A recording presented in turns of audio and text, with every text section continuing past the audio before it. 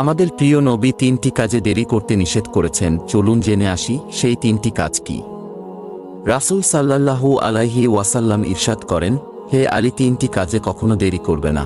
1 number, যখন ছেলে মেয়ে প্রাপ্তবয়স্ক হয়, যদি সঠিক পাত্রপাত্রী পাওয়া যায়, তাদের বিবাহের ব্যবস্থা করো। ছেলে মেয়েদের যত তাড়াতাড়ি বিবাহের ব্যবস্থা করা যাবে, ততই তারা ব্যভিচার জিনাহ থেকে বাঁচতে পারবে।